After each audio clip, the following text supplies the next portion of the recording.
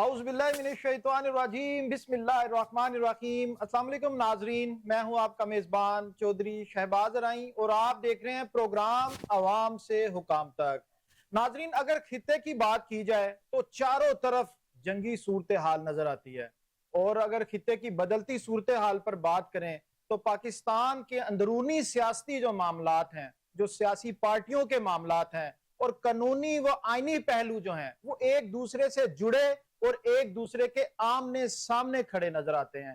اس پہ بات کریں گے۔ اس کے ساتھ ساتھ حکومت کی طرف سے بار بار ایک بات کہی جاتی ہے کہ پاکستان کی جو معیشت ہے اور پاکستان ترقی کی راہ پر گامزن ہے، لیکن اگر حقائق دیکھیں تو اس کے بالکل برعکس نظر آتے ہیں۔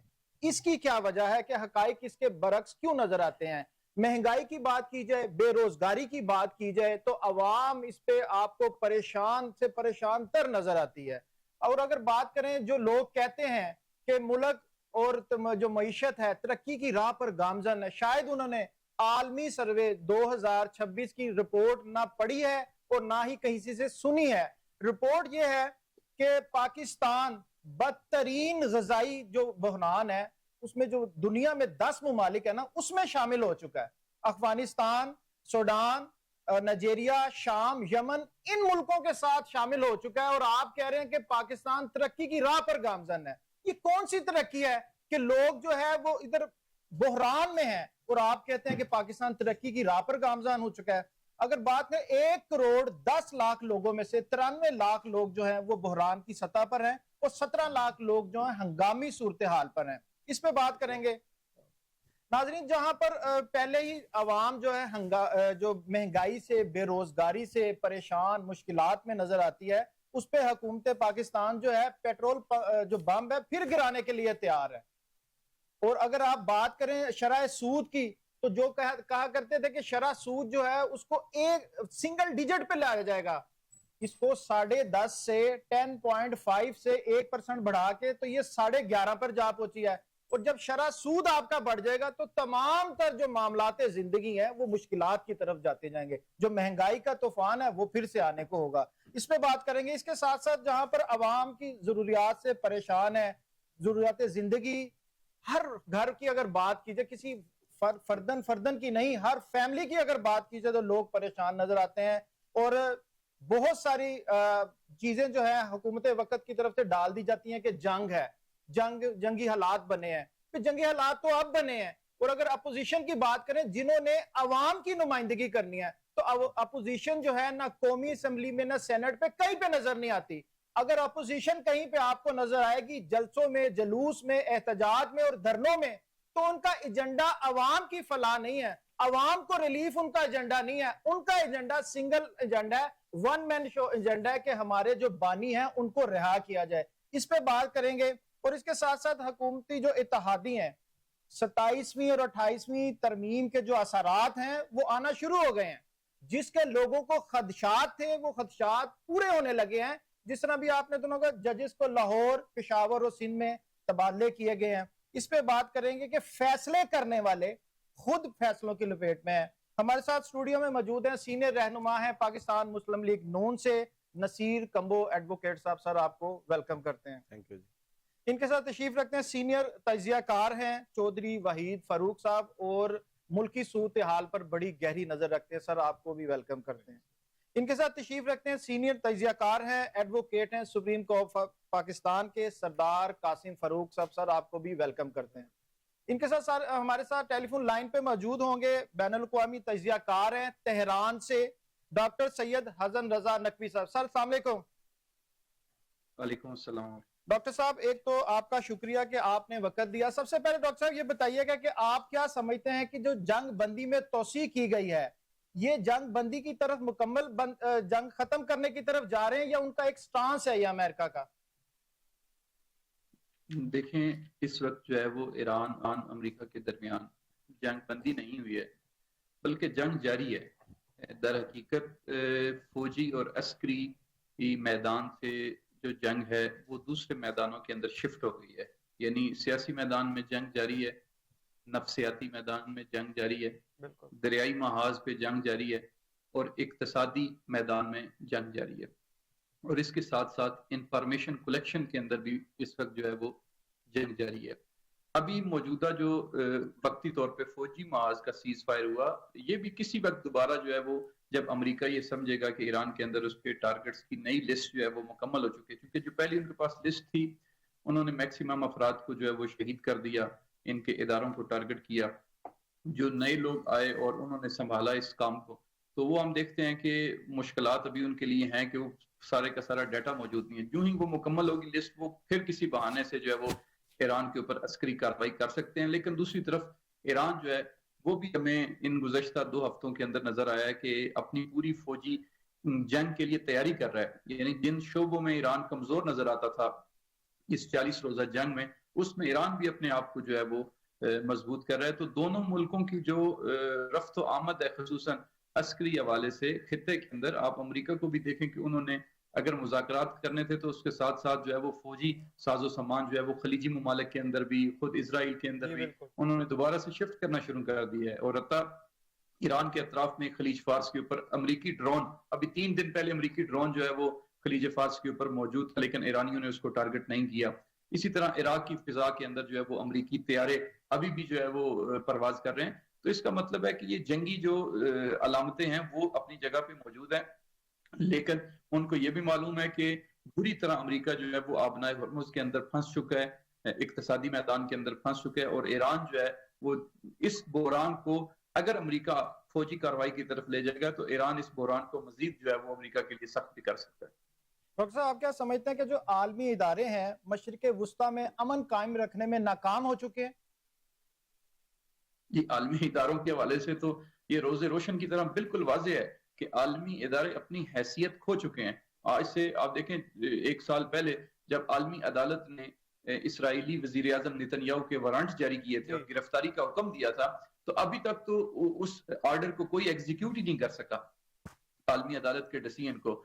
اور اسی طرح آپ دیکھیں کہ جہاں پہ ابھی ہم نے دیکھا ہے کہ خود عالمی عدالت کی رپورٹس کے مطابق، حقوق انسانی کی رپورٹس کے مطابق، ایران کے اندر جو میناب سکول کے بچوں کے اوپر 186 کے بچیوں اور ٹیچرز کو شہید کیا گیا تھا، وہ جنگی جرائم کے اندر شامل ہوتا ہے. اس میں پینٹاگون میں بھی ٹرمپ سے اس کے بارے میں ڈاکٹر صاحب اس کے بارے میں ٹرمپ سے بھی سوال کیا گیا کہ یہ آپ نے کیوں کیا، اس کی اجازت کس سے لی تھی اور آپ نے کیوں کیا گیا ہے؟ جی، صدر ٹرمپ ظاہر ہے وہ تو ابھی کسی قانون کے پابند نہیں ہے، نہ اخلاقی قانون ہے، نہ فوجی قانون ہے، نہ عالمی قانون ہے. امریکہ تو اپنے آپ کو اور اسرائیل بھی اپنے آپ کو کسی قانون کا پابند نہیں سمجھتا. یہ جتنے جنگی جرائم ہیں تو عالمی ادارے تو ان جنگی جرائم کے اوپر خاموش ہیں. پوری دنیا چیخ چیخ کے کہہ رہی ہے کہ امریکہ اور اسرائیل نے جو ہے وہ حقوق انسانی کی جتنی بھی قدریں تھیں وہ پامال کر دی ہیں، نیست و نابود کر دی ہیں. چھوٹے بچے جو 6 سال 7 سال 8 سال کے بچے بھی تہران کے اندر جو وہ گھروں کے اوپر اٹیک ہوئے اور وہ شہید ہوئے ہیں. لہٰذا عالمی ادارے تو بالکل جو ہے وہ اپنی ساکھ کھو چکے ہیں اور اس وقت دنیا کو اثر نو ایک نئے سسٹم کو جو ہے وہ ڈیولپ کرنے کی ضرورت ہے. اور اس میں بھی میں سمجھتا ہوں کہ عالمی سطح پہ سسٹم نہیں ہوگا بلکہ ریجنل ایک سسٹم بنانے کی ضرورت ہے جو ریجن وائز جو ہے وہ ایک طاقت کے طور پہ اس ریجن کے ڈیسیژنز کو اپنے ہاتھوں میں لے گا. ڈاکٹر صاحب، کوئی ایسے عناصر بھی ہیں آپ سمجھتے ہیں، آپ تہران میں بیٹھے ہیں، کہ ایران اور امریکہ میں کوئی ایسے عناصر ہیں کہ جو دونوں مذاکرات کو نزدیک آتے ہیں؟ لگتا ہے ایسے کہ مذاکرات کامیاب ہونے کے قریب ہیں، لیکن پھر ایسے لگتا ہے کہ شاید مذاکرات ہو ہی نہیں سکتے ہیں. دیکھیں، یہ تو اس وقت تو ہم خود جو ہے نا وہ پاکستان سب سے بڑا شاہد ہے اس عمل کا، اور ہم بڑی آسانی کے ساتھ یہ بتا سکتے ہیں کہ کہاں پہ خلاف ورزی ہوئی ہے. جب امریکہ اور ایران کے درمیان اسلام آباد کے اندر مذاکرات شروع ہو رہے تھے، اس میں جو شرائط رکھی گئی تھی اور امریکہ نے اس کو قبول بھی کیا تھا، اس میں سے ایک شرط یہ تھی کہ لبنان کے اندر جنگ بندی ہوگی. دوسری شرط یہ تھی کہ ایران کے جو ایسٹس ہیں جنوبی کوریا کے اندر اس کو امریکہ ریلیز کرے گا. یہ 2 شرطیں تو واضح طور پہ موجود تھیں. اور تیسرا جو ہے وہ کوئی فوجی کارروائی نہیں ہوگی. لیکن امریکہ نے جنوبی کوریا کے اندر جو ایسٹس موجود تھے ان کو ریلیز کر کے قطر میں تو بھیج دیا، لیکن قطر سے وہ ایران ابھی تک شفٹ نہیں ہوئے. دوسرے نمبر پہ لبنان کے اندر آج صبح بھی میں آپ کو بتاؤں جنوبی لبنان کے اندر ابھی تک جو ہے وہ اسرائیل کی طرف سے حملے جاری ہیں. یہ آپ آج کی بات کر رہے ہیں؟ حالانکہ یہ آج کا بتا رہے ہیں؟ لبنان کی بات کر رہا ہوں، جو کہ لبنان کی بات کر رہا ہوں، جو کہ مذاکرات کے لیے ایک شرط موجود تھی. اور ہمارے پرائم منسٹر صاحب نے اپنے ایک ٹویٹ کے اندر یہ خود ذکر بھی کیا تھا کہ لبنان کے اندر جو جنگ بندی ہے وہ ایران اور امریکہ کے مذاکرات کا حصہ ہے، لہٰذا امریکہ کو اس کے اوپر عمل کرنا چاہیے. تو یہ تو ساری دنیا کے سامنے ہے کہ کون مذاکراتی عمل میں خود رکاوٹ ہے. امریکہ خود اپنے کیے ہوئے وعدوں کے اوپر عمل نہیں کرتا تو ایران کس طرح اس کے اوپر اعتماد کرے گا؟ ڈاکٹر صاحب آپ ایران اور تہران کے اس ٹائم ضروریات زندگی یا زندگی کا کیا حالات و واقعات ہیں اس ٹائم کرنٹ؟ لیکن زندگی یہاں پہ بالکل روٹین کے اندر ہے. کھانے پینے کی چیزوں سے لے کر ٹرانسپورٹیشن کو لے کر حتیٰ جو ہاسپٹلز ہیں، پبلک سروسز، جتنی بھی چیزیں ہیں وہ ساری کی ساری موجود ہیں. روزانہ رات کو ہم دیکھتے ہیں کہ یہاں پہ تہران کے اندر بھی دوسرے شہروں میں بھی ہزاروں کی تعداد میں لوگ اکٹھے ہوتے ہیں. کھانے پینے کے حوالے سے کوئی غذائی قلت موجود نہیں ہے. ہمیں آج تک کسی ڈپارٹمنٹل اسٹور پہ جو لوگوں کی صفیں نہیں لگی کہ لوگ جمع کر رہے ہیں چیزیں. یہ جو قوم ہے بنیادی طور پہ ایک ایسی قوم ہے کہ جس نے جنگوں کے اندر کئی سال پہلے بھی گزار چکے ہیں. 8 سالہ جنگ صدام کے ساتھ ان کی ہوئی، اس کے بعد بھی یہ گزشتہ جنگوں کے اندر رہے ہیں. تو لہذا ایرانی تو اس معاملے میں بڑی سلجھی ہوئی قوم ہے، اور زندگی کے حوالے سے حکومت کی طرف سے بھی ان کو بہت زیادہ فیسیلیٹیشن موجود ہے. یہاں تک کہ اس وقت 7,000 کے قریب ایسے افراد موجود ہیں کہ جن کے گھر تہران کے اندر تباہ ہوئے تھے، اور حکومت کی طرف سے ابھی بھی وہ 3 سٹار ہوٹلوں کے اندر تہران کے اندر موجود ہیں. اور گورنمنٹ نے یہ اعلان کیا کہ جب تک ہم ان کے گھر جو ہے وہ مکمل طور پہ تعمیر نہیں کرتے خود اپنی طرف سے، تب تک یہ انہی ہوٹلوں کے اندر تہران میں موجود رہیں گے اور یہاں پہ زندگی بسر کریں گے. ڈاکٹر صاحب 2 سیشن ہو چکے ہیں مذاکرات کے، امن مذاکرات کے. آپ کیا سمجھتے ہیں کہ تیسرا سیشن جو ہے وہ جلد ہونے والا ہے یا ابھی اس میں ٹائم لگے گا؟ دیکھیں ایران کی طرف سے جو ہے وہ بالکل ڈیڈ لائن تو نہیں ہے کہ ایران نے بالکل انکار کیا ہو، لیکن یہ چیز موجود ہے اپنی جگہ پہ کہ ایران نے کہا ہے کہ جو شرائط ہمارے ساتھ امریکہ نے ڈسکس کی تھی اس کے اوپر نہ صرف عمل نہیں کیا بلکہ ایران کا دریائی محاصرہ کر لیا ہے. لہٰذا ایران جو ہے، ایران کے اندر جو ہے وہ واضح طور پہ امریکہ کے حوالے سے ایک بد اعتمادی کی فضا موجود ہے. بلکہ آج ابھی 1 گھنٹہ پہلے ایرانی صدر کی بیلاروس کے صدر کے ساتھ جو ٹیلی فونک رابطہ تھا، تو اس میں ایرانی صدر نے بیلاروس کے صدر کو یہ واضح طور پہ کہا ہے کہ ہم چاہتے تھے کہ مذاکرات کے ذریعے جو ہے وہ رائے حل نکالا جائے، لیکن ہمیں امریکہ کے اوپر اعتماد نہیں ہے، چونکہ انہوں نے پہلے بھی ہمیں مذاکرات کے درمیان ٹارگٹ کیا، اور ابھی بھی انہوں نے کہا کہ ابھی بھی موجودہ طور پہ بھی ہمیں یہ امکان موجود ہے کہ امریکہ جو ہے وہ مذاکرات کے عمل کے دوران ہمارے اوپر حملہ کر سکتا ہے. ڈاکٹر صاحب آپ کیا سمجھتے ہیں کہ پاکستان پیس میڈیٹر کا کردار ادا کر رہا ہے ثالث کے طور پہ؟ آپ سمجھتے ہیں کہ اس سیشن کو پاکستان کے علاوہ بھی کوئی آگے لے کے چل سکتا ہے؟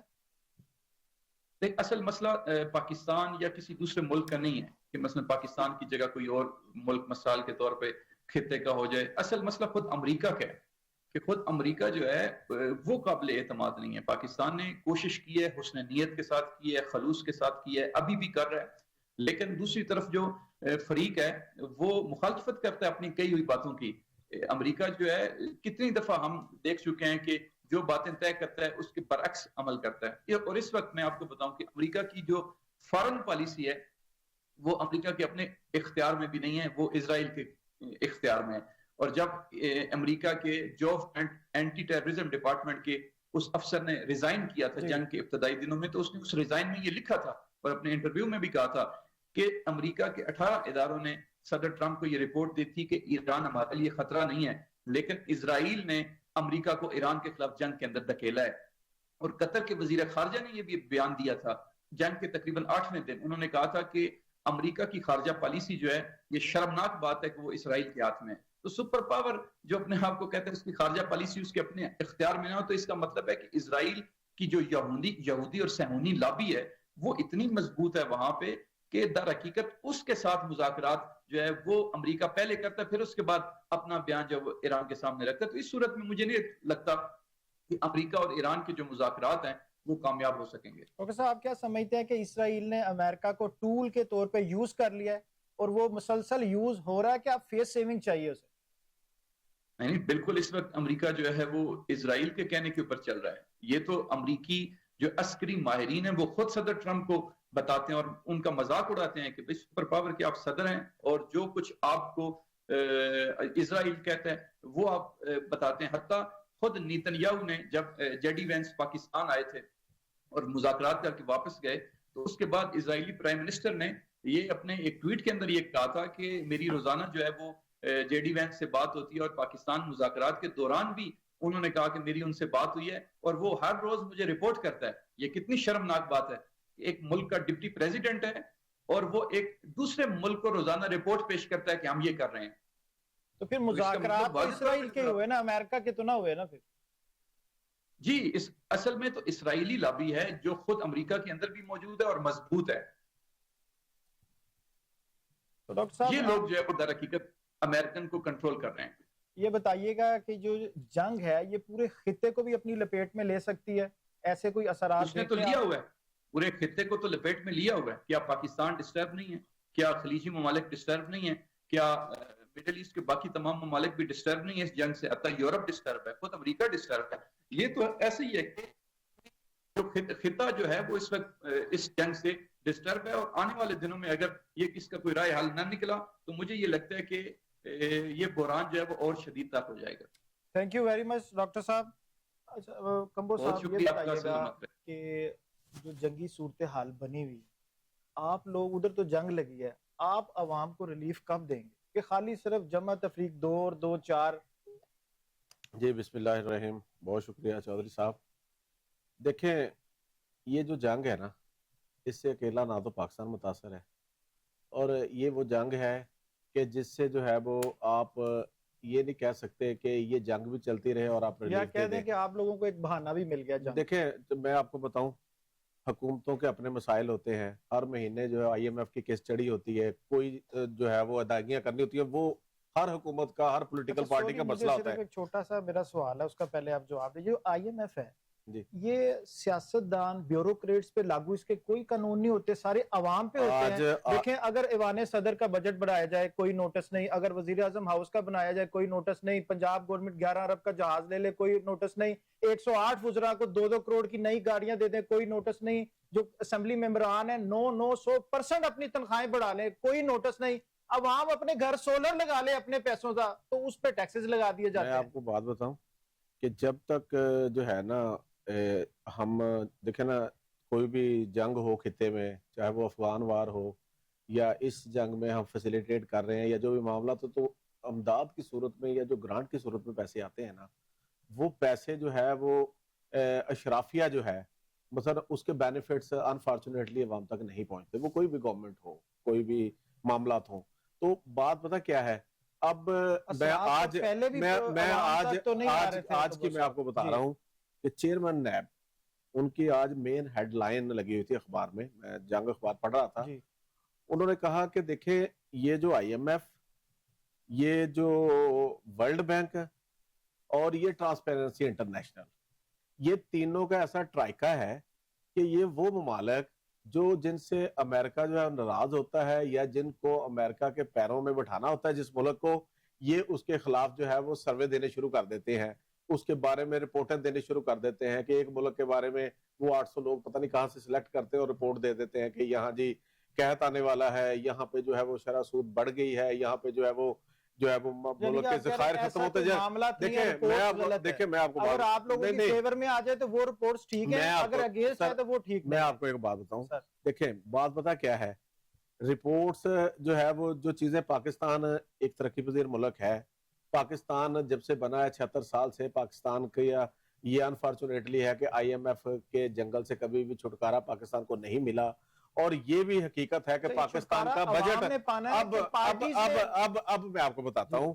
دیکھیں یہ جو جنگ ہے نا، اس جنگ کے جو اثرات ہیں پوری دنیا کے ساتھ ساتھ وہ پاکستان بھی فیس کر رہا ہے. آج میں اخبار پہ پڑھ رہا تھا 118 جو ہے وہ ڈالر بیرل کا ریٹ جو ہے، جو پرائم منسٹر کی بھی کل سٹیٹمنٹ تھی کہ شاید پیٹرول اور بڑھانا پڑے. شاید نہیں، وہ کام تیار ہے، عوام کو آہستہ سے مائنڈ سیٹ کر رہے ہیں. اور کل جو ہے پتھر بھی سنا ہے، میں آپ کو بتاؤں پاکستان جو دل پہ پتھر رکھنا ہے وہ بھی پہنچ گیا پی ایم ہاؤس میں، وہ دل پہ پتھر رکھیں گے اور ایک سپیچ کی جائے گی اور عوام کا گلا کاٹ دیا جائے گا. اچھا اب میری بات سنیں.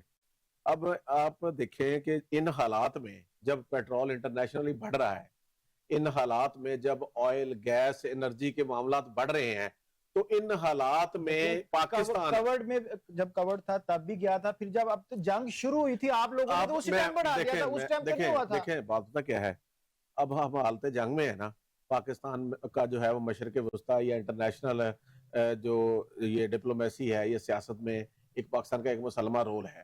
اچھا دیکھو اب آپ یہ دیکھیں کہ کہ اگر یہ جنگ رک جاتی ہے اور انشاءاللہ پاکستان کی کوششوں سے یہ رکے گی, معاہدہ ہوگا, تو پاکستان کو جو ہے نا مستقبل میں جو ہے وہ اب یہ جو خطے کی سینیریو بننے جا رہے ہیں, آسانیاں ہوں گی کہ سیاستدانوں کے لیے دیکھیں اب چاہیے تو یہ دیکھیں مستقبل چاہیے تو عوام کے لیے. دیکھیں میں آپ کو کہتا ہوں کہ جس طرح ہماری پولیٹیکل لیڈرشپ اور ملٹری لیڈرشپ جو ہے وہ ایک پیج پہ ہے نا, جتنا کنسنسس سے معاملات ہو رہے ہیں اور جتنا کنسنسس سے ہم یہ ڈائیلاگ یا چیزوں کو دیکھ رہے ہیں, تو میں سمجھتا ہوں کہ اگر یہ جنگ رکتی ہے, خطے کا نیا سینیریو بنتا ہے, تو پاکستان کو وہ ثمرات, پتہ بات کیا ہے پاکستان کا مسئلہ کیا ہے, پاکستان میں آج تک نہیں ملے, چاہے وہ آپ سے پہلے کی گورنمنٹ تھی, آپ کی گورنمنٹ تھی, عوام صرف وہ ثمرات صرف کاغذوں تک ہے.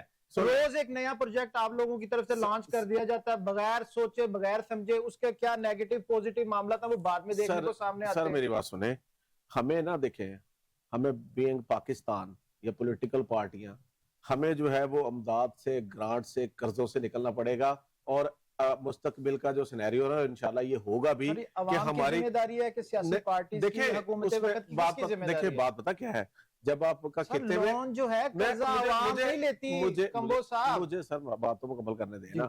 جب آپ کا دنیا میں ایک امیج جو ہے وہ برابری کی سطح پہ آئے گا, جب آپ کا شمار چودھریوں میں ہونا شروع ہو جائے گا, جب آپ کے ساتھ تجارت کے معاملات شروع ہو جائیں گے, تو انشاءاللہ تعالیٰ وہ دن دور نہیں ہے.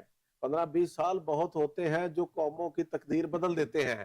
ہمیں جو ہے اس جنگ میں دیکھیں جو ہماری گورنمنٹ یا ہماری military forces, chief of army staff اور پرائم منسٹر جو 35-40 سال ہونے والے ہیں سر. دیکھیں اگر آپ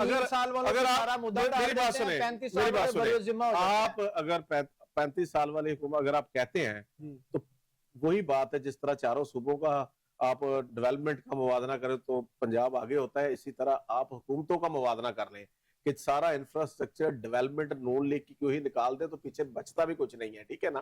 تو میرا کہنے کا مقصد یہ ہے کہ اس وقت جو ہے نا ان حالات میں ہمیں جو ہے نا دیکھیں یہ مشکل وقت ہے, اور اس مشکل وقت میں دیکھیں اب اگر یہ جنگ نہیں رکتی, معاملات نہیں ہوتے, تو میں سمجھتا ہوں کہ یہ چیزیں لمبی ہوتی ہیں, یہ بس میں ہی نہیں ہے چیزیں, یہ چیزیں کنٹرول سے باہر ہیں. کہ جو ایران اور امریکہ کے یہ جنگ کے معاملات چل رہے ہیں, آپ کیا سمجھتے ہیں پورے خطے کو اپنی لپیٹ میں لے سکتے ہیں؟ معاشی طور پہ تو لیا ہوا ہے. جیسے ڈاکٹر صاحب نے ابھی کہا, تھینک یو ویری مچ آپ نے مجھے بتانے کا, ڈاکٹر صاحب نے ابھی کہا کہ جی آلریڈی خطے کو لپیٹ میں لے چکی ہے جنگ. یہ جنگ ٹریڈیشنل جنگ سے وار اٹریشن پہ چلی گئی ہے, یعنی کہ جو ایسی جنگ جو تھکا دینے والی جنگ ہوتی ہے, مشکل ہو, یہ تھکا دینے والی جنگ میں جا کے جو فائنینشلی آپ ایک دوسرے کو اٹیک کر رہے ہیں. آپ آئل سیکٹر میں آپ دیکھ لیں جو ابھی پرائسز ہیں, پہلے انہوں نے اسٹریٹ آف ہارمز بند کیا اور پھر انہوں نے ان کا راستہ مزید آگے بند کر دیا, ایران کا جو تیل اپنی سپلائی نکل رہی تھی اس کو بھی کلوز کر دیا.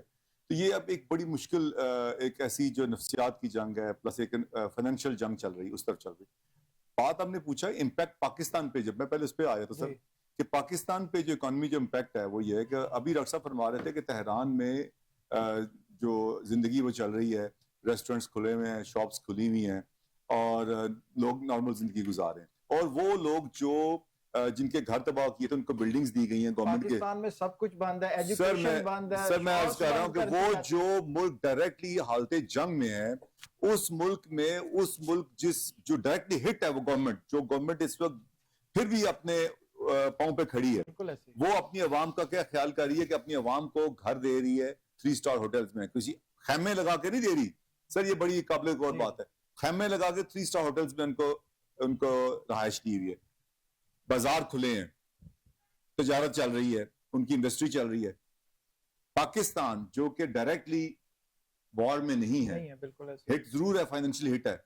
ہمارا کیا ہے سر, ہماری انڈسٹری 13% پہلے چل رہی تھی, 13% انڈسٹری چل رہی تھی. ایگریکلچر کے حالات آپ کے سامنے ہیں, بالکل ایسے ہی. پچھلے سال گندم کے ریٹ جو اس سال کچھ بہتر ہیں, آلو جو ابھی ہمارے سدرن ایریا میں آلو کا جو پوٹیٹو گروز ہیں وہ بالکل مار چکے ہیں. ایگریکلچر کے حالات, ڈیزل کی وجہ سے جو زراعت ہے وہ مشکل ہو چکی ہے. آپ کا ٹیوب ویل ڈیزل سے چلتا ہے, آپ کا ٹریکٹر ڈیزل, ہارویسٹر ڈیزل سے چلتے ہیں. اس کے بعد آپ آگے آ جائیں, اس کا مطلب کہ ایگریکلچر بھی ہٹ ہو گئی.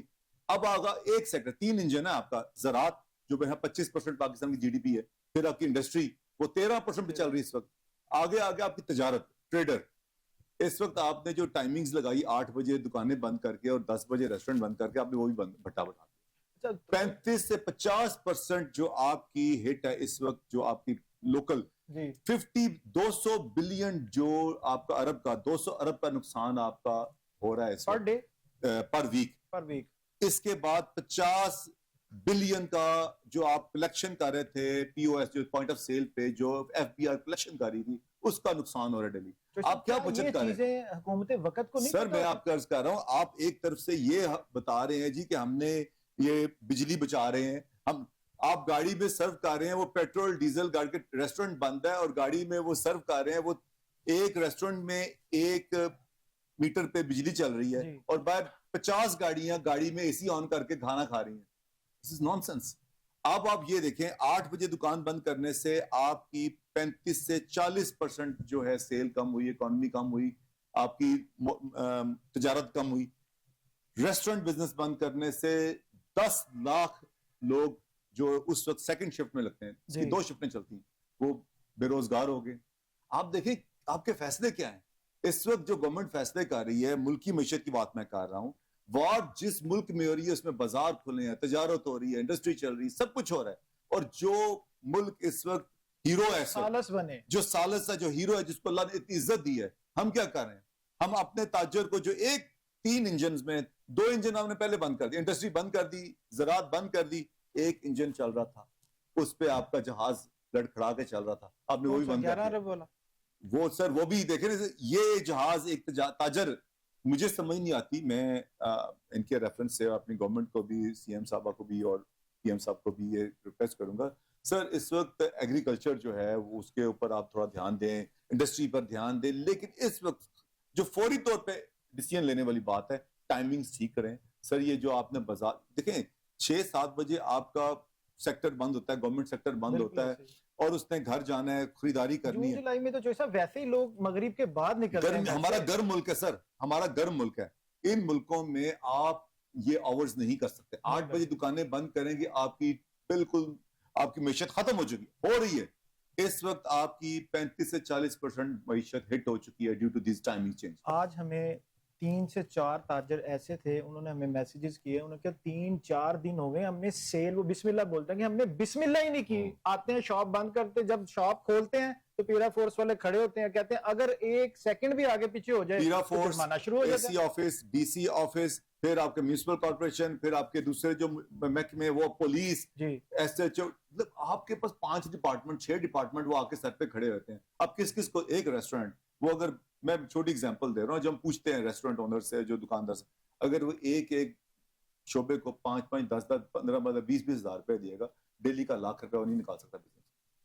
تو میری ریکویسٹ ہے, انڈر ٹیبل کی بات جی جی, آپ سے چائے پانی بولتے ہیں, آپ سے یہ ریکویسٹ ہے کہ آپ نے یہ جو قانون بنایا ہے اس کو فل فور بند کریں, اس کو فل دوبارہ اپنے اوریجنل ٹائم یا ٹوٹلی انہوں نے کہا کہ کاروبار ہی بند کر دیں. پھر سر آپ نے کہا جی آپ نے بجلی کی بچت کر رہے, اب کیا بجلی کی بچت ہے؟ اگر میں ایک ریسٹورینٹ اونر ہوں, میں اپنا گھر سے ریسٹورینٹ کا اے سی بند کر گھر جا کے اے سی چلا لوں گا, اب فرق تو کوئی نہیں پڑے گا. تو آپ کیا کریں, آپ بلکہ زیادہ نقصان, اکانومی کو نقصان, وہ جو لوگ بے روزگار ہو ان کو نقصان پہنچا رہے ہیں. تو اس وقت میری ریکویسٹ ہے سر, آپ نے اگر لوکل اکانومی بچانی ہے, تہران کھلا ہے جو حالت جنگ میں, ایران کھلا ہے, یو ایس, اسرائیل, ایران جو ڈائریکٹلی اس جنگ میں شامل ہیں وہ تو کھلے ہیں, ان کے کس میں آپ ٹائمنگ چینج پتہ کریں, کوئی تبدیلی ہے اوقات میں, کوئی انڈسٹری میں, کوئی کمرشل میں, کوئی ریسٹورنٹس میں. ہم جو ہیں حالت جنگ میں نہ ہونے کے باوجود ہم حالت جنگ میں.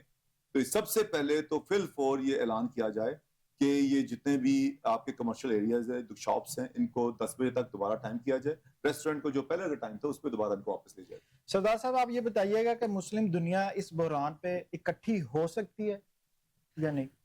سر دیکھیں, پہلے تو السلام علیکم. مسلم دنیا کی آپ ہسٹری دیکھ لیں, ہم بچپن سے پڑھ رہے ہیں, سارے کچھ نہ کچھ پڑھے لکھے ہیں, تو مسلم دنیا نے آج تک کب مسلم بلاک جو ہے وہ ذوالفقار علی بھٹو نے بنایا تھا نا جی بالکل, اور اس کو الٹیمیٹلی بھٹو صاحب کو جو خمیازہ بھگتنا پڑا تھا وہ بھی ہم سب کو پتہ ہے. جو آپ کے شاہ فیصل تھے ان کے ساتھ کیا ہوا, کرنل گڈافی کے ساتھ کیا ہوا, سو آن اینڈ سو فورتھ. ابھی یہ حالات ہیں کہ fortunately I am an optimist, تو میں آپٹمزم پہ اپنی انالیسس کرتا ہوں. گلف سٹیٹس میں سے کافی ساری سٹیٹس ان کو یہ ریئلائزیشن ہوئی ہے, ان کو یہ دھچکا لگا ہے کہ وہ جس ڈائریکشن میں ایک کمپلیٹ مٹیریل ورلڈ کی ڈائریکشن میں جا رہے تھے دیٹ از فائن, لیکن ان کا جو پروٹیکٹر تھا وہ اعوذ باللہ اللہ کو بھول کے وہ امریکہ کو اپنا پروٹیکٹر سمجھتے تھے. جو رزلٹ انہوں نے سوچا تھا وہ نکل نہیں سکا نا. دیکھیں U S is a super power of the world with the largest army, ان کی وہ سب سے بڑی ہے, وہ سب کو پتا ہے, پوری دنیا کو پتا ہے, اس سے کوئی لڑ نہیں سکتا اس ٹائم پہ. تو یہ ایران نے لڑ کے دکھایا. میں ادھر آ رہا ہوں. اس میں جو سارا آپ نے جو او آئی سی کا جس طرح ایک پورا آپ کو پتا ہے آرگنائزیشن آف اسلامک کانفرنس ہے, اس نے آج تک کیا سٹیپ لی ہے. اب ان کو ریئلائزیشن ہو رہا ہے. پاکستان, میں تھوڑا سا اس بات کو آگے بڑھاتے ہوئے جو چوہے صاحب نے بھی کہی ہے, دیکھیں پاکستان کا لا جو ہے ہمارا کانسٹیٹیوشن, اس میں آرٹیکل 40 وہ کہتا ہے کہ Pakistan as a state has the right to mediate and to promote peace, especially amongst Muslim countries and with other countries also in case of war. آپ نے شروع میں قانون کا پوچھا تو U N charter, international humanitarian laws, maritime laws, ان سب کی تو دھجیاں اڑا دی ہوئی ہیں نا یو ایس نے اور اسرائیل نے. بالکل ایسے ہی. اور وہ میں ایگری کرتا ہوں کہ اسرائیل فورن پالیسی اس وقت ٹرمپ کی پریڈومیننٹلی اسرائیل کی ہے. لیکن coming back to your question, Pakistan اگر تو وہ رول جو پلے کرنا چاہ رہا ہے, I am all for it. اور I personally think without getting into the political debate کہ پاکستان کی اس وقت فارن پالیسی بری نہیں ہے. It's not a bad foreign policy. Saudi Arabia کو ہم پروٹیکٹ کر رہے ہیں, گلف اسٹیٹس اب ہمارے سے پروٹیکشن مانگ رہی ہے. یہ وہی پاکستان ہے جس کو پوری دنیا کچھ دن پہلے کہتی تھی یہ ٹیررسٹ اسٹیٹ ہے.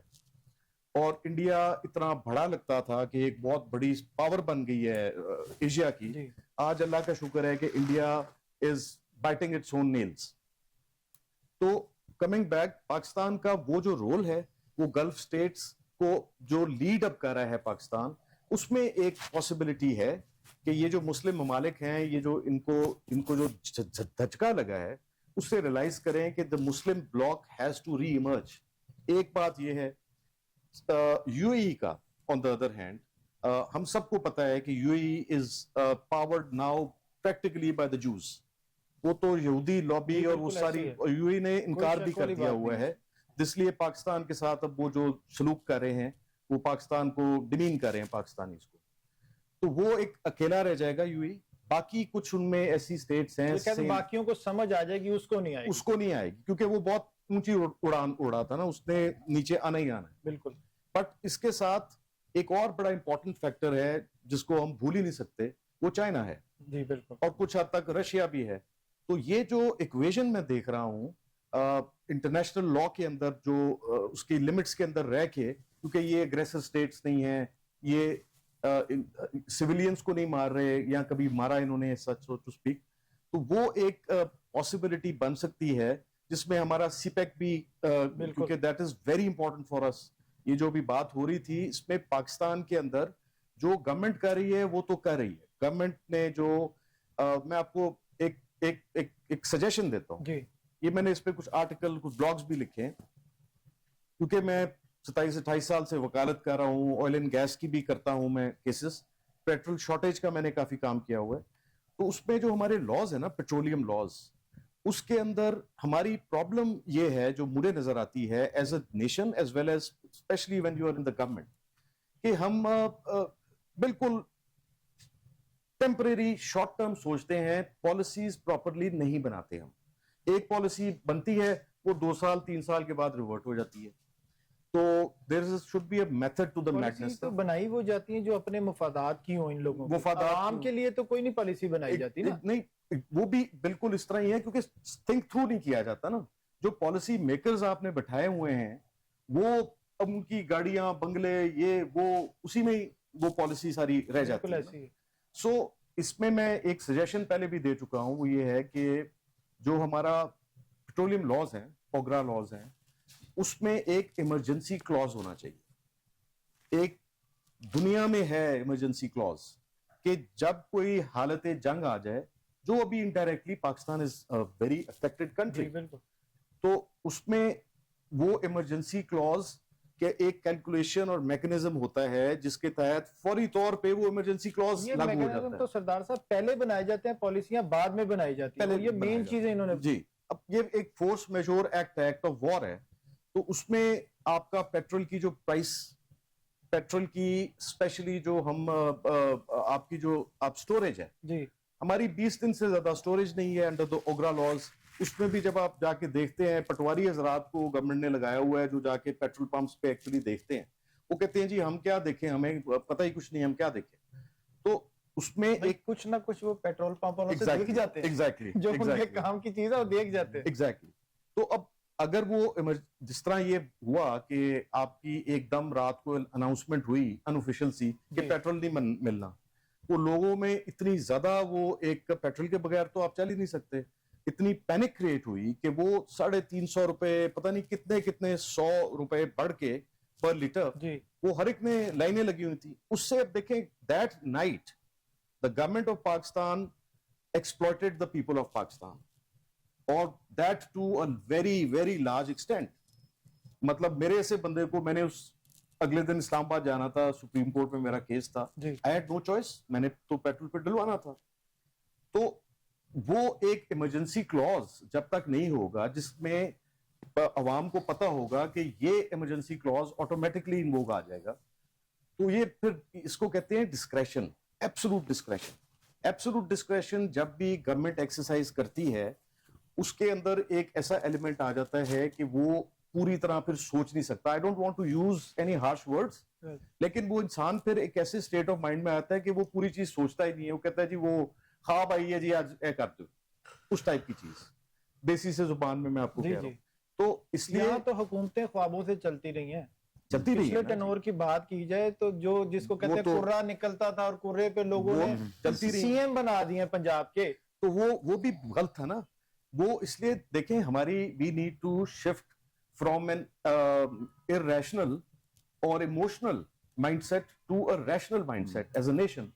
تو جو قانون ہے وہ آپ کو یہی سکھاتا ہے نا کہ آپ، قانون کیا ہے؟ قانون یہ ہے کہ جو آپ کے میرے عوام کے مسئلے ہیں ان کے مطابق ایک ایسا قانون بنایا جائے جو اس کو حل کرے. سردار صاحب دیکھے گا کون؟ اپوزیشن کی ذمہ داری ہے کہ عوام کے حقوق کا تحفظ کرے. اپوزیشن آپ کے پاس ہے کوئی نہیں، اپوزیشن جو ہے اس کو دیوار کے ساتھ لگایا ہوا ہے، حکومت وقت جو ہے اس کو پوچھنے والا کوئی نہیں ہے. تو عوام کے تحفظ کی تو کسی کو ضرورت ہی نہیں کرنے کی.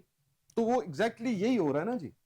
اس کا پھر جو فیکٹ ہے، جو بھگت رہا ہے وہ تو پھر عوام ہے. ابھی ٹیکسنگ ایف پی آر کی بات ہوئی جی، اب ایف پی آر کی کم ہوئی ہے کلیکشن، ٹیکس کلیکشن، لیکن اس میں آپ کو یہ آن دا سرفیس ایک بات ہے، لیکن جو جورسپروڈینشل بات ہے ایک قانون میں جو ہم ڈیکیڈ سے دیکھ رہے ہیں بہت گہری نظر سے، وہ یہ ہے کہ آپ اس کو قانون کو جو ٹیکسیشن کا نظام ہے اس کو آج تک کیوں ریفارمز ویسے تو آن دا سرفیس آتے رہتے ہیں، کچھ تھوڑا بہت فرق بھی پڑتا ہے، لیکن جو اس کا سبسٹینشل ریفارم ہوتا ہے، سبسٹینشل ریفارم کیا ہو سکتا ہے؟ وہ یہ ہو سکتا ہے کہ آپ ایک ایسی سلیبز تو بنی ہوئی ہیں مجھے پتا ہے، لیکن آپ ایک ایسی میکنزم بنائیں کہ ہمیں پتا ہے کہ ایک سیٹ ہے یا ایک کوئی بھی فیکٹری اونر ہے، کوئی امیر آدمی ہے، بہت امیر آدمی ہے، وہ سارے ٹیکس چوری کرتے ہیں. ہمارا پورا ملک ٹیکس چوری پہ لگا ہوا ہے and everybody knows that, but nobody is willing to do anything substantial for it. Same is the case in all other ہماری ساری جو overall محکمے ہیں، جو organizations، جو ایجنسیز ہیں، arms of the state جو ہوتے ہیں، ان کے پاس کیپیسٹی نہیں ہے. آپ نے کیپیسٹی ہی نہیں بلڈ کی ہوئی. لوگوں کی جو ہمارا ایک بنیادی فنڈامنٹل رائٹ ہے ہر پاکستانی کا، فنڈامنٹل رائٹ تو یہاں پہ کسی کو بھی نہیں ملتا نا. ہر یہی کہتا ہے کہ مجھے فنڈامنٹل رائٹس چاہیے.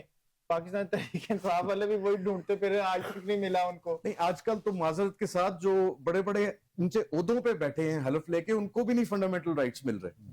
تو پھر عوام کو تو سوچنا ہی نہیں چاہیے نا، عام عوام تو. لیکن دیکھیں اس میں بات یہ ہے کہ ہم سارے پاکستانی، میں بڑا اسٹانچلی بلیو کرتا ہوں، بھائی بیٹھے ہیں ہمارے، وہ اس پارٹی میں سے ہیں، نون لیگ میں سے، صاحب پی ٹی آئی، میں am a professional lawyer, P T I نہیں تو میں ویسے بات کر رہا ہوں کہ कोई किसी पार्टी नहीं, कोई किसी पार्टी लेकिन किसे पास से हमें बताया मैं देखें, हमें जब तक हमें एक collective thinking as a nation based on true leadership and positivity नहीं आएगी हमारे में, हाउस डिवाइडेड इज। अच्छा मुझे ये बताइएगा Useless. कि जो जजों का तबादला किया गया, आप क्या समझते हैं कि ये 27वीं 28वीं तरमीम के असरात आ रहे हैं अब? जी एब्सोल्युटली, तो ये ऐसे होना चाहिए कि नहीं होना चाहिए?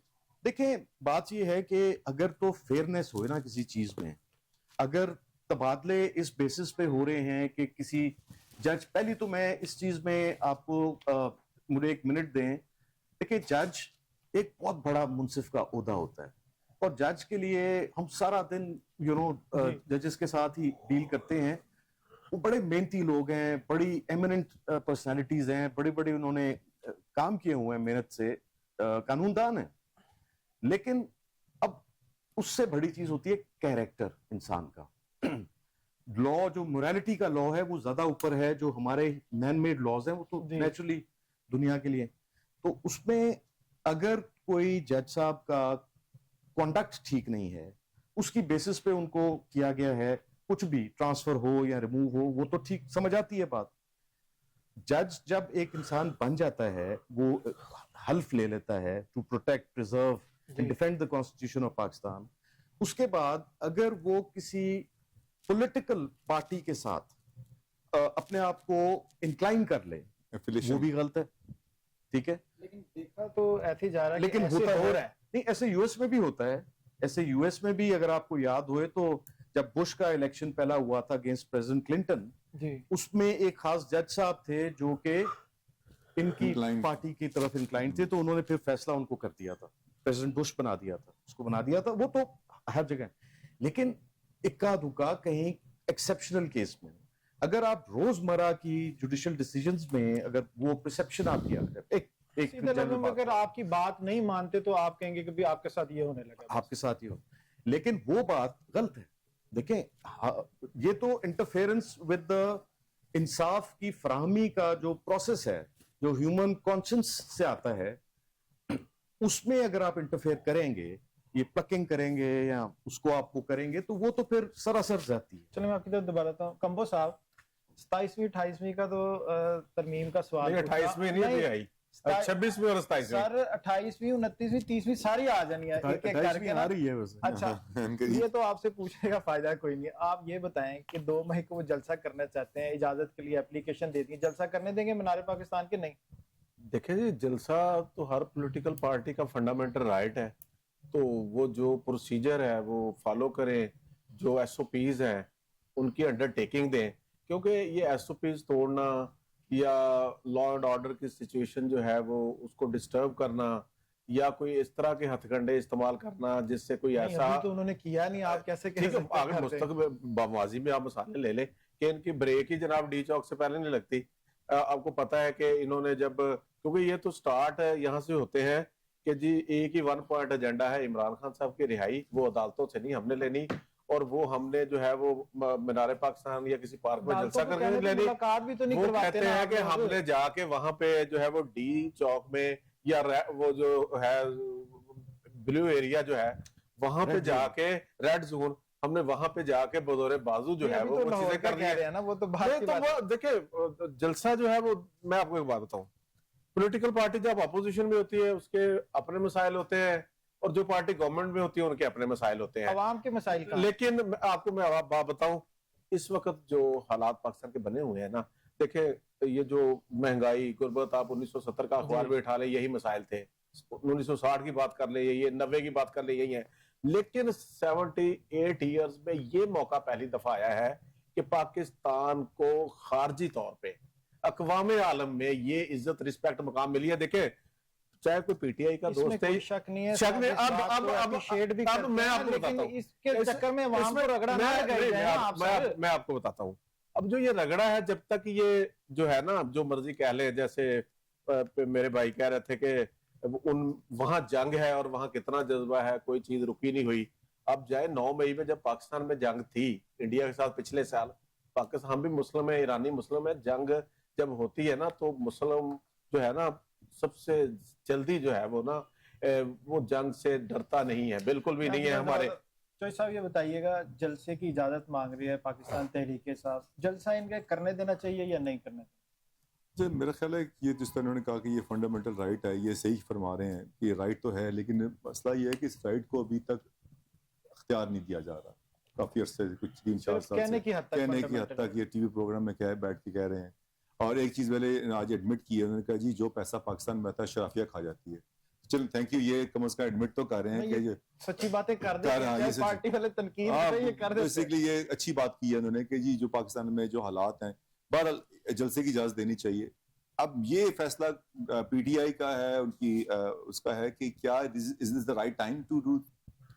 अच्छा, इसमें दो चीजें हो सकती, क्या वो अपना इजहार यकजहती विद ईरान एंड विद फलस्तीन ये करना चाह रहे हैं उस जलसे में, प्लस विद उनका एजेंडा तो आपको पता है कि एजेंडा होता है, प्लस विद खान साहब हाई। नहीं, मेरा मतलब इस वक्त एक दो चीजें आप उनको सजेशन दे रहे हैं कि इस तरह कहें आप। Yes I am suggesting this कि अगर तो एजेंडा ये हो कि इस वक्त मुसलमान मुल्क जो दुनिया है वो सारी इकट्ठी मिलके ईरान के साथ एक यकजहती का इजहार करे। मैं तो बल्कि ये आपके प्लेटफॉर्म से कहूंगा कि अगर इस तरह का एजेंडा हो कि जिसमें तीनों चीजें मिला लें कि एक तो ईरान और फलस्तीन के साथ इजहार यकजहती, प्लस ठीक है मैं आपको एक उनके एमपी हैं इजाज शफी साहब, उनका बयान बताता हूँ, आप परेशान और हैरान हो जाएंगे। उनका कहना था कि इंडिया पाकिस्तान की जो 9 मई हुआ है उसकी जो फिल्म बनाई है ना, जिन लोगों ने फिल्म बनाने से मींस फील्ड मार्शल और वजीर आज़म, उनको चाहिए कि फिल्में बनाएं, यानी कि वो उस चीज को, जिस चीज को पूरी दुनिया आपको अप्रिशिएट कर रहा है, वो उस चीज पे भी आपको अप्रिशिएट करने को तैयार नहीं है। फिर अलीमा बीबी जो इमरान खान की बहन है, उनका ये स्टेटमेंट है कि इनसे अपना आप संभाला नहीं जा रहा और ये सालस बने फिर रहे। आपको ऐसी बातें तो नहीं करनी चाहिए ना, अगर आप ऐसी बातें करेंगे तो कौन आपको निकलने देगा, कौन आपको जल्द से जल्द जो आपका मेन स्ट्रीम आपके पॉलिटिशियंस हैं, they are all behind the bars. तो इस वक्त अगर कोई ऐसी चीजें आ रही हैं जो कि मेन पॉलिटिकल फोर्सेस नहीं है, या आप लिमा साहबा का नाम ले रहे हैं, आई डोंट थिंक सो कि अगर आप उनकी कोई ऐसी चीज स्टेटमेंट आती है उसको इतना सीरियसली लें। तो सर जो सुहेल अफरीदी हैं, उन्होंने कहा है कि जो कंटेनर है अमन मार्च नहीं मौत मार्च का नाम दिया गया। सर आप देखिए ना, आपने आवाम आपके साथ है, 4.5 करोड़ सुबह है आपके पास, और आप कह रहे हैं जी मैं जाऊंगा कंटेनर पे मौत मार्च पे और वापस मेरी लाश आएगी। तो सर लोगों को इंतशार दिलवा रहे हैं ना। मेरा ख्याल है जब दीवार के साथ लगा, आपने खुद ही कहा, अभी आपने कहा जब आप दीवार के साथ लगा देते हैं किसी को, जब बिल्कुल इतना सप्रेस कर देते हैं, तो फिर उनके पास सिवाय फ्रस्ट्रेशन के और इस तरह की चीजों के, इस तरह के बयानबाजी की और कोई चीज रहती नहीं है। तो मेरा ख्याल है इन बयानों को इस वक्त जो आज हमारा मौका 18 में नॉन लीग को भी इसी तरह दीवार से लगा, ये वो तरफ दीवार से लगे नहीं थे, इन्होंने दीवार से खुलकर लगा ले, भाई इतना सा फर्क है। कहते कि 19-20 नहीं कहते, 19-20। अच्छा, ये आपकी बात से मैं बाद इसका जवाब देता हूँ कि एक वक्त था जब ये कहते कि नवाज शरीफ साहब का दौर खत्म हो गया, ये हम सुनते थे कि मियां नवाज शरीफ सियासत से आउट हो गया। पीपल्स पार्टी को भी ऐसे कहा जाता था। अब आप जिस तरह ये फरमा रहे हैं कि हमने नवाज 35-40 साल से वो कर्ज उतारा, मुल्क संवारो, येलो कैब टैक्सी स्कीम, फिर और इतने काम आए, हमने मियां साहब का साथ दिया एज ए नेशन, हमने मियां साहब का साथ दिया। एक वक्त था जब पूरे लोगों ने, जिस तरह खान साहब ने जब कैंसर हॉस्पिटल बनाया तो लोगों ने अपने हार उतार के दे दिए, तो इसी तरह नवाज शरीफ साहब ने जब ये कर्ज उतारो मुल्क संवारो तो लोगों ने अपने जेवरात तक दिए। बल नहीं उतरा, कर्ज तो नहीं उतरा, मुल्क तो वहीं का वहीं खड़ा रह गया, IMF से जान नहीं छूटी हमारी। मैं इस वक्त सर ये जेवर भी गया, जेवर ही गया तो मुल्क भी गया, ठीक है। तो बहरहाल बात यह है, उसके बाद बड़े नॉनसेंस, बड़े गलत फैसले हुए। अभी जैसे आपने फरमाया सर, हमने ये देखा कि वो इकोनॉमी को तबाह कर दिया वो टैक्सी स्कीम ने, फिर वो पूरे मुल्क में CNG का वो आया जी के पूरे मुल्क में CNG स्टेशन खोलें जी, इससे बड़ा बचत आएगी, पेट्रोल नया प्रोजेक्ट पेट्रोल अच्छा और उसको आगे पीछे अरबों खरबों लग गया, पूरी दुनिया लगा दिया, वो बंद कर दिया गया। फिर जी अब उन्होंने कहा जी सोलराइजेशन आ जाए, पूरी जब सोलर लग गया, घर घर सोलर लग गया, उन्होंने कहा जी इस पे भी टैक्सेस लगा दें, सोलर टैक्स लगा दें, फलाना सूरज पे टैक्स लगा दें। अब एक नया दौर चल रहा है, आपने आजकल सुना जी मुफ्त E-बाइक्स दी जा रही हैं, इलेक्ट्रिक टैक्सीज दी जा रही हैं, अनकरीब आप ये भी देख लें, इसके ऊपर तो मजीद। सरदार साहब टाइम बिल्कुल शॉर्ट है, आप ये बताइएगा कि ये दोनों सियासी पार्टियां ठीक कर रही हैं कि इसमें अवाम का भी कोई फायदा है, अवाम को रिलीफ मिलेगा? दोनों से आपका मतलब है मुस्लिम लीग नून और पाकिस्तान तहरीक पार्टियां तो यही है ना? नहीं सर, मैं नहीं एग्री करता। देखिए, हिस्ट्री में अगर कुछ सिखाती है ना तो वो ये सिखाती है कि आप कभी भी तरक्की नहीं कर सकते, एक घर नहीं चल सकता जब वो डिवाइडेड हो। बिल्कुल ऐसे। इधर प्रॉब्लम ये है कि हम एक जज्बाती लोग हैं, ہمارے بارے میں یہ بھی لکھی گئی ہیں کتابیں کہ this is the hardest country in the world, یعنی کہ ہم لوگ ہیں بہت ہارڈ لوگ ہیں. پاکستان کو اس وقت چاہیے ایک ریکنسیلیشن ہر طرف سے، کیونکہ جو ٹیمپریچرز ہیں وہ جب تک کول ڈاؤن نہیں ہوں گے، میں آنیسٹلی یہ سمجھتا ہوں اور میں کئی جگہوں پہ یہ پرائیویٹ دوستوں کے ساتھ بات کر چکا ہوں کہ آپ دنیا کی جو کائنات کی سب سے بڑی ہستی تھی ہیں رسول اللہ صلی اللہ علیہ وسلم، انہوں نے صلح حدیبیہ کی تھی یا نہیں کی تھی؟ اور کس کے خلاف کی تھی؟ اپنے بدترین دشمنوں کے ساتھ. تو جب آپ ایک ملک میں ہی، ایک سٹیٹ میں ہی اتنی ایکسٹریمز پہ چلے گئے ہیں، یہ تو وہ بات ہوگی نا جو ضیاء الحق کی اور بھٹو کی تھی کہ قبر ایک ہے اور بندے دو ہیں. تو جب آپ اس ایکسٹریم پہ جائیں گے کبھی بھی آپ کا ملک نہیں چل سکے گا. لیجیٹیمیسی کے بھی ایشوز ہیں، ہیٹریڈ کے ایشوز ہیں، پرسنل ایگوز کے ایشوز ہیں، there is so much going on. اس سب میں عوام جیسے ایز یوزول پس رہی ہے. تو جب تک یہ کوئی بیٹر سینس صبر شکر ہی کرنا پڑے گا، صبر شکر ہی کرنا پڑے گا. آئی ڈونٹ سی امیڈیٹلی حالات بہتر ہو رہے ہیں لیکن تھینک یو ویری مچ کمر صاحب، تھینک یو ویری مچ. ناظرین، اپوزیشن کے اپنے مسائل ہیں، اقتدار والوں کے اپنے مسائل ہیں. آج گفتگو میں یہ تو واضح ہو گیا کہ عوام کے لیے کوئی بھی مل بیٹھنا نہیں چاہتا، عوام کو چاہیے ریلیف. اور ہمارا آج کا پھر سوال وہی ہے کہ عوام کو ریلیف دے گا کون؟ پروگرام کا وقت بالکل ختم ہو جاتا ہے. مجھے اور میری ٹیم کو اجازت دیجیے. اللہ حافظ.